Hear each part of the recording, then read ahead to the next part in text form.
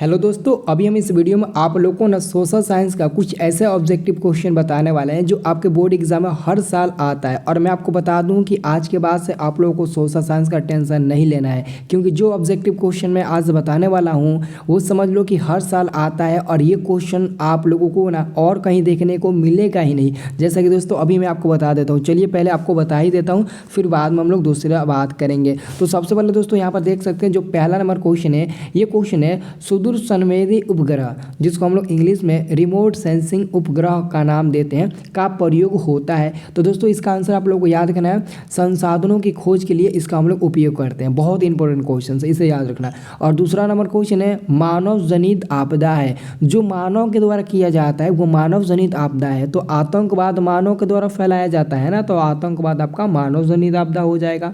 और दोस्तों अगला क्वेश्चन देखिए, अगला क्वेश्चन आप लोगों का है कि आपदा प्रबंधन का मुख्य घटक है। दोस्तों आपदा प्रबंधन का मुख्य घटक स्वयं सेवी संगठन होता है, स्थानीय प्रशासन, गांव तथा मोहल्ले के लोग, यानी कि सभी इसका आंसर मिल जाएगा, सभी इसका आंसर मिलेगा, इसे आप लोग को याद रखना है। और चौथा नंबर क्वेश्चन है मकान में आग लगने की स्थिति में क्या करना चाहिए। दोस्तों अगर आपके मकान में घर लगा हो, भगवान न करे कि आपके मकान में मतलब घर में आग लगे, तो अगर आपके मकानों में आग लगी हुई है तो आप क्या करना चाहेंगे। तो सबसे पहले तो आप ये कहेंगे ना कि हम चलते हैं अग्निशामक यंत्र को बुलाते हैं जो आग को बुझा दे। अब पानी से कितना डाल दल आप अपने घर को पूरा बचा पाइएगा, नहीं बचा पाइएगा ना इतना जल्दी।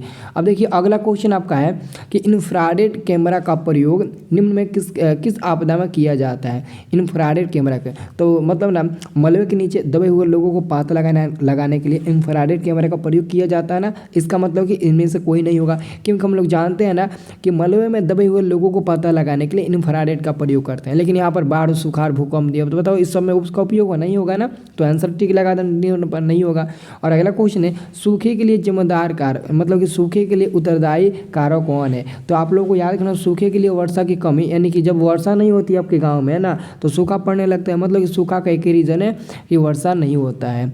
अगला क्वेश्चन है कि निम्नलिखित में कौन संचार सेवाओं का अंग है। कौन संचार सेवाओं का अंग है, तो ये आपका मिल जाएगा टेलीफोन, समाचार पत्र, टेलीविजन, ये सब दोस्तों संचार सेवाओं का अंग होता है, आप लोग इसे याद रखना।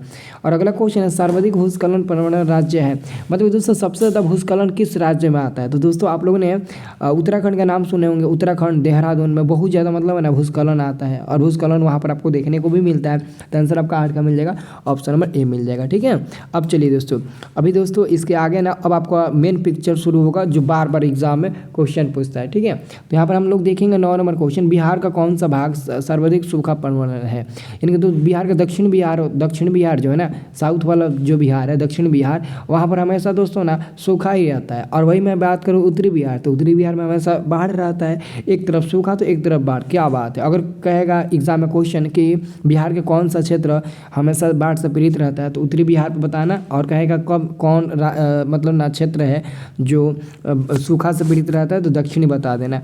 अगला क्वेश्चन आपका है कि मलबे के नीचे दबे हुए लोगों को पता लगाने के लिए किस यंत्र का उपयोग किया जाता है। तो इंफ्रारेड कैमरा, मैंने बताया था ना वहाँ पर, और यहाँ पर क्वेश्चन आ गया। अब चलिए 11 नंबर क्वेश्चन देखिए, निम्नलिखित में कौन प्राकृतिक आपदा है। दोस्तों प्राकृतिक आपदा उसे कहेंगे जो बिना बताए और अपने आप आता है। तो भूकंप आएगा तो बिना बताए ही आएगा, आपको बताकर थोड़ी ना आता है कि हम आ रहे हैं, आपको कॉल किए हैं, हम जल्दी आ रहे हैं, आप सतर्क हो जाइए, ऐसा थोड़ी ना कहता है। ठीक है, अब दोस्तों अगला क्वेश्चन आप देख सकते हैं, ये देखो रिकॉर्ड पूरा बना है। अब यहाँ से आएगा जबरदस्त क्वेश्चन, 16, 20, 21, 22, मतलब सब यही क्वेश्चन आता है। तो बिहार का शोक किस नदी को कहा जाता है। दोस्तों कोसी नदी को बिहार का शोक कहा जाता है। सुखाड़ क्या है दोस्तों, सुखाड़ भी आपका एक ना क्या होता है, तो आपदा होता है। और आपदा में क्या होता है दोस्तों, ये प्राकृतिक आपदा हो गया, सुखाड़ आपदा है, याद रखना। अगला क्वेश्चन है महासागर के तल के कंपन का परिणाम क्या होता है। दोस्तों सुनामी होता है ना, नहीं चक्रवात होता है ना, महासागर के तल के कंपन का परिणाम सुनामी होता है जी, सुनामी आपका आंसर मिलेगा। अगला क्वेश्चन, पृथ्वी की सतह पर पहुंचने वाली भूकंप तरंग कौन सी है। दोस्तों मतलब कि सबसे पहले तो मैं आपको बता दूं इसका आंसर मिलेगा पी तरंग होती है, पी तरंग यानी कि पी वेव हो जाएगा। ऑप्शन नंबर आपका ए नंबर बिल्कुल सही जवाब हो जाएगा। दोस्तों अगर मैं अगला क्वेश्चन की बात करूँ तो ये क्वेश्चन है कि निम्नलिखित में क्वेश्चन क्या है, तो ये आपका क्वेश्चन निम्नलिखित में कौन मानव जनित आपदा नहीं है। तो आतंकवाद दोस्तों मानव जनित आपदा क्या है, नहीं है ना, नहीं है। रेल दुर्घटना, सांप्रदायिक दंगा ये भी है। लेकिन दोस्तों सुनामी हमारा मानव जनित आपदा नहीं है, क्योंकि ये तो प्राकृतिक आपदा है ना। और 17 नंबर क्वेश्चन है, बाढ़ के समय लोगों को निम्न में से किस स्थान पर जाना चाहिए। मानते हैं दोस्तों आपके घरों में बाढ़ आ गया हो और भगवान ना करे आपके गाँव में बाढ़ आए, तो अगर बाढ़ आ जाए तो आप उस समय क्या करेंगे। आप उस समय यही ना सोचेंगे कि चलो हम देखते हैं कहाँ पर ऊंचा जगह है, जहाँ पर ऊंचा जगह है वहाँ पर चले जाते हैं, किसी के छत पर चले जाते हैं। तो छत पर बिल्कुल मत जाइएगा, अगर नींव खराब होगा ना आपका नींव घर का ना तो धंस जाएगा और आप भी गिर जाएंगे। तो आप ऊंची भूमि वाले स्थान पर जाइएगा। देखिएगा आपके ना गाँव में जहाँ पर ना ऊंचा स्थान है वहाँ पर चढ़ जाइएगा, और वहाँ पर पानी जाते जाते में बहुत देर लगेगा, नहीं जा पाएगा वहाँ पर जल्दी पानी, तो आप बच सकते हैं। तो इसका आंसर हो जाएगा ए नंबर, ठीक है ना। बाबू आप लोगों ना हमारा व्हाट्सअप ग्रुप ज्वाइन कर लीजिए, व्हाट्सअप ग्रुप में मदद करेंगे, PDF फ्री में सब कुछ देंगे वहाँ पर। तो व्हाट्सअप ग्रुप का लिंक डिस्क्रिप्शन में है, और व्हाट्सअप ग्रुप का नहीं लिंक मिलता है ना तो ये मेरा मोबाइल नंबर लिख लो 92445907 लास्ट में 99। इस नंबर पर हाय हेलो लिख कर भेजिए हमारे व्हाट्सअप पर, हम आपको लिंक भेज देते हैं, आप ज्वाइन कर लीजिएगा। अगला क्वेश्चन 18 नंबर है, सुनामी का प्रमुख कारण क्या है। सुनामी का प्रमुख कारण क्या है, तो आप सभी को याद रखना है दोस्तों। सुनामी का प्रमुख कारण क्या होता है, तो समुद्र में भूकंप का आना सुनामी का ये प्रमुख कारण होता है। समुद्र में भूकंप का आना सुनामी का प्रमुख कारण होता है। ये देख लीजिए 3 5 15 3 चौके 18 और 2 दहाँ का 20। अब आप एक पूछेगा 24 में। अगला क्वेश्चन, सुनामी किस स्थान पर आता है, तो सुनामी दोस्तों समुद्र में आता है। आंसर आपको मिलेगा दोस्तों बी नंबर मिल जाएगा। अब दोस्तों अगला क्वेश्चन देखिए, संचार का सबसे लोकप्रिय साधन क्या है। तो संचार का सबसे लोकप्रिय साधन होता है दोस्तों मोबाइल फ़ोन होता है। आज के ज़माने में दोस्तों मोबाइल फ़ोन होगा। सार्वजनिक टेलीफोन बुक में दिया वो बात अलग है, क्योंकि बुक को अपडेट हुआ बहुत ज़्यादा दिन हो गया, बुक अभी अपडेट नहीं हुआ है, इसलिए आप मोबाइल फ़ोन पर टिक लगाइएगा। निम्न में कौन प्राकृतिक आपदा नहीं है दोस्तों, तो प्राकृतिक आपदा की मैं बात करूँ ना, आतंकवाद हमारा प्राकृतिक आपदा नहीं है, बाकी सब है। देखिए 13 में 17 में 18 में 19 में एकदम गर्दा मचाया है। भारत में अत्यंत विनाशकारी भूकंप कब आया था, आपको याद होगा 1934 में ना, 1934 में भारत में बहुत भयंकर ना मतलब ना विनाशकारी भूकंप आया था। अगला क्वेश्चन है, नदियों में बाढ़ आने का प्रमुख कारण क्या है दोस्तों। नदियों में बाढ़ आने का जो प्रमुख कारण होता है वो क्या होता है दोस्तों, तो जहाँ तक दोस्तों मैं बात करूँ इसका आंसर आप लोग टिक लगा दीजिएगा। वर्षा का अधिकता का कारण नदियों में मतलब ना बाढ़ आने का प्रमुख कारण होता है, ठीक है। अगला क्वेश्चन, भूकंप केंद्र के ऊर्ध्वाधर पृथ्वी पर स्थित केंद्र को क्या कहा जाता है, तो दोस्तों अधिक केंद्र के नाम से जानते हैं। ये क्वेश्चन 100% आएगा, क्योंकि 3 के पढ़ा में 18 भी होता है, 3 के पढ़ा में 21 भी होता है और आया है। तो 3 के पढ़ा में 24 भी तो होता है ना, तो 24 में भी तो ये आना चाहिए। तो भूकंप केंद्र के ऊर्ध्वाधर पृथ्वी पर स्थित केंद्र को क्या कहते हैं दोस्तों, तीसरा आप लोग को याद रखना है। उसे हम लोग क्या कहते हैं, अधिक केंद्र न कहते हैं।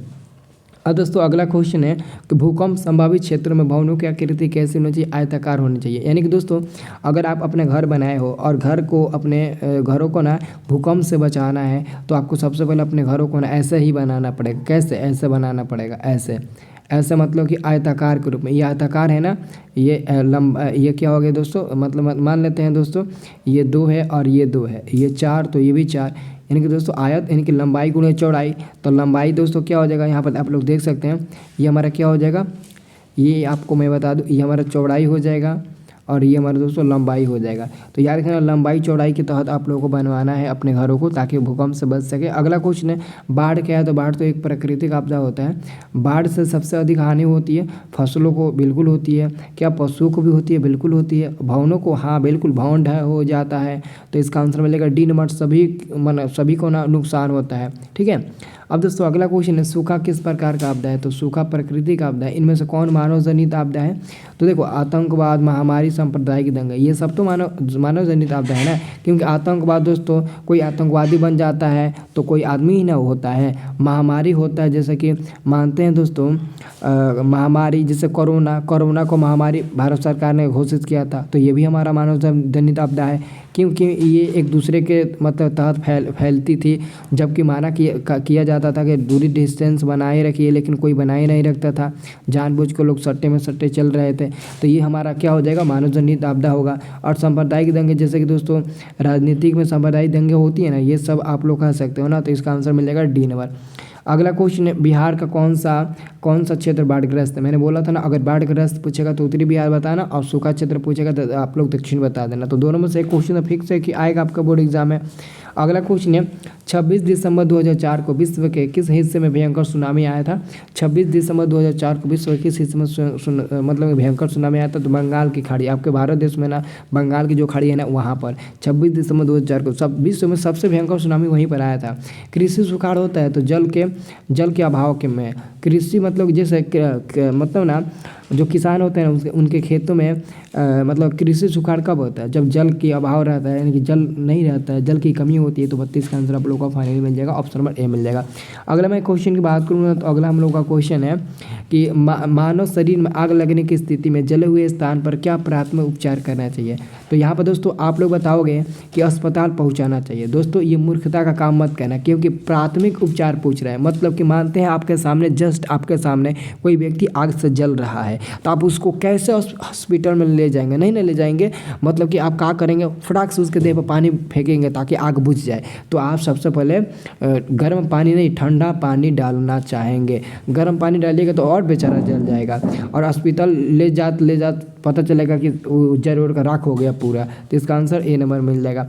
अगला क्वेश्चन है, निम्न में कौन मानव जनित आपदा नहीं है। यहाँ पर नहीं का चिन्ह दिया है, मतलब कि मानव जनित आपदा आपको नहीं देखना है। देखिए आतंकवाद मानव जनित आपदा है, सांप्रदायिक दंगे मानव जनित आपदा है, रेल दुर्घटना भी मानव जनित आपदा है। तो यहाँ पर कोई नहीं होगा ना, तो इसका आंसर मिलेगा आपका इनमें से कोई नहीं। आप लोग गलती मत करना, आप लोग थोड़ा सा समझदारी का काम लेना। नहीं तो दोस्तों ऐसे क्वेश्चन में आप लोग कन्फ्यूज होकर गलती टिक लगा देते हो और कहते हो मेरा सही है, या फिर मेरा एग्जामिनर ने गलत काट दिया। कह रहा है कौन मानव जनित आपदा नहीं है, आपको देख तो इसमें तो ABC सब मानव जनित आपदा है, नहीं कहीं तो दिया ही नहीं है, तो डी नंबर पर टिक लगा दो। अगला क्वेश्चन है, सुखाड़ का कारण क्या होता है। सुखाड़ का कारण होता है जल का अभाव। जल मतलब नहीं होता है जिसके अभाव में ना सुखाड़ होता है। जल के अभाव का कारण है सुखाड़ होता है। मिट्टी की नमी का अभाव के कारण सुखाड़ होता है। जल के अभाव का कारण मेन सुखाड़ होता है ना, इससे याद रखना है। अगला क्वेश्चन है, बाढ़ का प्रमुख कारण क्या है। जल की अधिकता। बाढ़ का प्रमुख कारण क्या है, जल की अधिकता होगा ना। बाढ़ का प्रमुख कारण दोस्तों यहाँ पर आपको एक बात समझना है दोस्तों, मैं आपको क्या बता रहा हूँ। यहाँ पर क्वेश्चन है कि बाढ़ का प्रमुख कारण है। तो दोस्तों अगर पूछेगा समुद्र में मतलब ना समुद्र में बाढ़ आने का मुख्य कारण क्या है, तो वहाँ पर आप वर्षा की अधिकता बताना है। लेकिन दोस्तों यहाँ पर कहा रहा है कि बाढ़ का प्रमुख कारण, तो जल की अधिकता भी होगा और वर्षा की अधिकता भी होगा। नदी के तरी में मलबों का निक्षेपण के भी कारण दोस्तों क्या होता है, बाढ़ आता है। तो इसका आंसर मिलेगा सभी मिल जाएगा। दोस्तों वो क्वेश्चन अलग था, ये क्वेश्चन अलग है, मेरी बात मानो। वो क्वेश्चन अलग है, ये क्वेश्चन अलग है, ठीक है ना, इसलिए थोड़ा सा ध्यान देना। अगला क्वेश्चन है, सुनामी प्रभावित क्षेत्रों में मकानों का निर्माण कैसा करना चाहिए। अगर मानते हैं कि आपका घर मतलब ना उस एरिया में है जहाँ पर मतलब कि सुनामी हमेशा आता रहता है, जैसे समुद्र से सुनामी की लहरें आती रहती है, तो आप उस समय ना आप अपने घर वहाँ से काफ़ी दूर और ऊंचाई पर बनाइएगा, ठीक है ना। सागर तट से दूर और ऊंचाई पर बनाइएगा। तो 37 का आंसर आपका बी नंबर मिलेगा। 38 नंबर क्वेश्चन, गुजरात का कक्ष प्रवेश किस भूकंपीय पेटी में है। तो जोन 5 में है। सर्वाधिक बाढ़ प्रभावित देश कौन सा है दोस्तों, मतलब कि सबसे ज़्यादा बाढ़ से पीड़ित रहने वाला आपको पता है ना देश का क्या नाम है, बांग्लादेश नाम है आपका। अपना पड़ोसी देश है ना। और अगला क्वेश्चन है, संसाधनों की खोज एवं प्रबंधन के लिए किस उपग्रह का उपयोग होता है। सुदूर संवेदी उपग्रह का उपयोग होता है। तो मतलब कि आंसर आपका मिलेगा 40 का बी नंबर दोस्तों मिल जाएगा। क्या मिलेगा, 40 का बी नंबर मिल जाएगा। तो आप ईमानदारी पूर्वक बताइए इसमें से 40 में से कितना प्रश्न याद था। और दोस्तों साथ में हम आपको ये भी बताना चाहेंगे ना कि ये पूरा आपका ज्योग्राफिक आपदा प्रबंधन खत्म, मतलब कि 12 से ना 14 नंबर आपको आपदा प्रबंधन से ना कभी कभी क्वेश्चन आ जाता है, ऑब्जेक्टिव सब्जेक्ट दोनों मिलाकर। लेकिन केवल अगर मैं ऑब्जेक्टिव की बात करूँ ना तो 7 से 8 को ऑब्जेक्टिव रहता है। तो 7 से 8 को तो यहीं से आपका ऑब्जेक्टिव हो जाएगा, क्योंकि मैंने पूरा आपको बता दिया ना। बोलो यस या नो। तो जल्दी से वीडियो को लाइक ठोको।